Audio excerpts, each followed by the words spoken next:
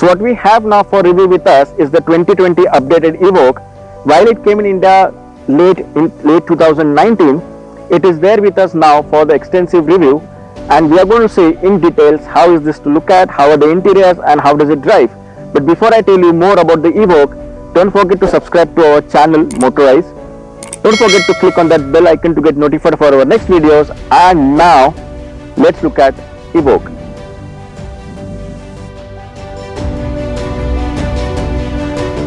So up front, this face now resembles Velar very closely. In fact, the headlamps that you look here are same as what you see in Velar. The grille in fact also has similar resemblance to Velar. However, look closely and you will notice that this grille is slightly different. In Velar, you get 3 slats of grille. However, here what you get is the twin slat grille over here. I particularly love the air intake over here. It keeps the tires cooled, and the fog lamps are neatly integrated out here, which give that much modern look to the Evoque now. The Evoque now gets LED headlamps and LED DRLs with turn indicators. In my experience of reviewing most of these premium cars, I have seen that Land Rover LEDs are one of the best in the business. Now when I say Land Rover LEDs, the LEDs provided by Land Rover in their cars and SUVs are amongst the best in the business. Moving to the sides now, and this is where you realize that again there is a strong resemblance to Velar. You will see the same applique over here, which is there strongly in Velar also. What Evoque also now gets is this flush handles, which pop out when you unlock the car and pop in back when you lock the car. Another strong piece or strong design element here in the Evoque is this character line here. It subtly differentiates between the upper portion of the SUV against the lower portion. To my mind, this is a well proportioned product. Let's now look at the rear of the Evoque. This beautiful lip spoiler out here, which enhance the sporty look of the SUV. What also I particularly like about the Evoque now is this slim looking LED tail lamps out here, which are neatly integrated with this black band over here, which proudly has the naming Range Rover. The Evoque comes with electric tailgate, just one nudge here and the tailgate opens up. Easy to use when you have a lot of luggage with you. Now while the Evoque does get the electric tailgate, what it misses out is on the keyless functionality that most of the other products in this segment have.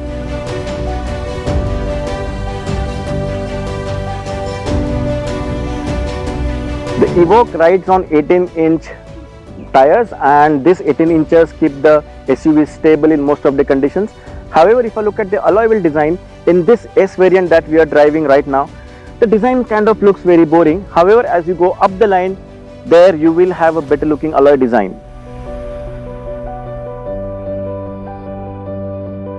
Now that we have looked at the Evoque on the exteriors and have noticed significant similarities to the Velar, let's step inside and see does it resemble to its elder sibling the Velar on the interiors also.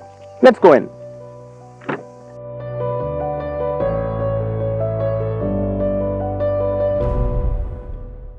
Now that we are inside the all new Evoque, let me remind you that this is not the top end variant. The top end is the R Dynamic variant, and what we have with us is the S variant. So there are a couple of goodies that this S variant misses out on as compared to the top end R Dynamic. For starters, the R Dynamic comes with a bigger screen here, and it comes with Land Rover's patented Touch Pro Duo. What does Touch Pro Duo mean is there are 2 screens over here. The screen here controls the air conditioning and the off-roading programming, and the screen here it controls the entire navigation and MMI and other aspects of the SUV. What R Dynamic also has, which this variant does not have, is the virtual display in front of me. The S variant here comes with analog display, and it comes with a sizably smaller screen in center, and what you have down is a glass screen. However, this glass screen has got haptic feedback to it, similar to what you find in the top of the line Discovery Sport. New also on the interiors here is the new gear knob here. This is the gear knob which you have seen largely in the newer crop of Land Rover and Jaguar products. Gone is the knob here, the rotary knob that we used to have in the earlier JLR products, and you have this traditional gear shifter over here, a sturdy one. I particularly love this.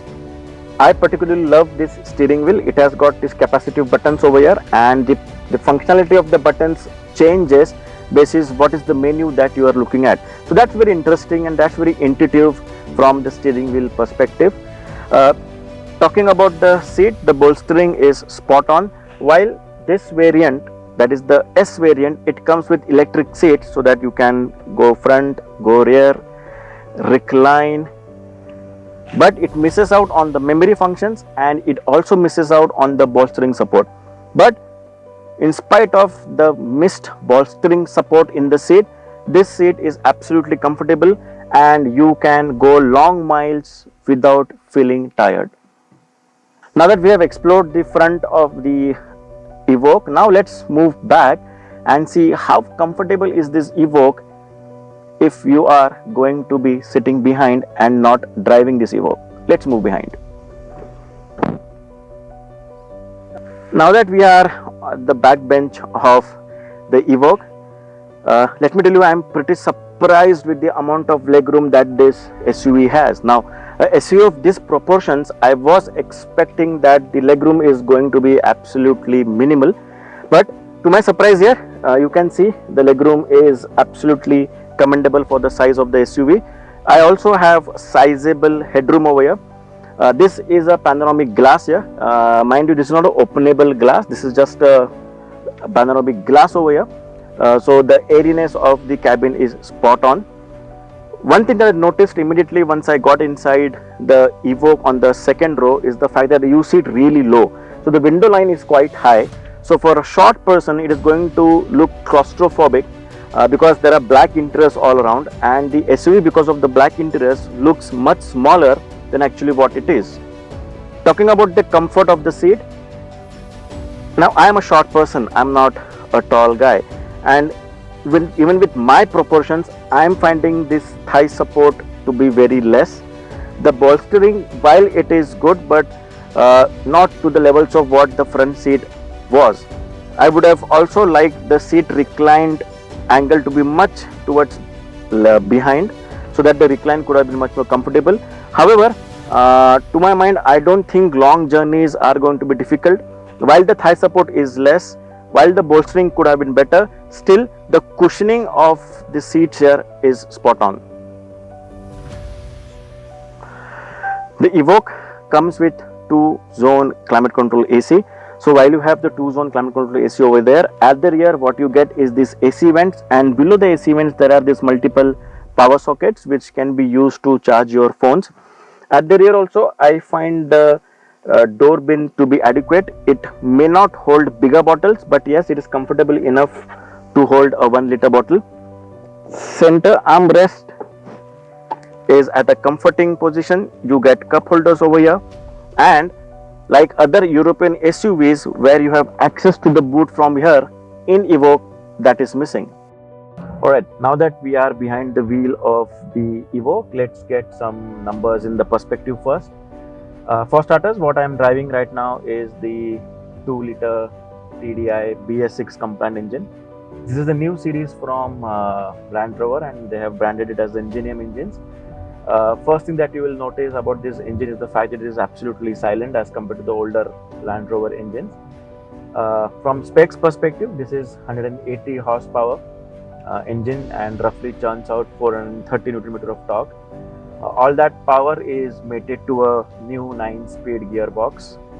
So this is a very tractable engine, and owing to the stellar body to weight ratio, it is absolutely easy to maneuver this car and get to triple-digit speeds very quickly. Now the suspension is stiffly sprung over here. Owing to the stiff suspension, cornering capabilities are spot on with this car.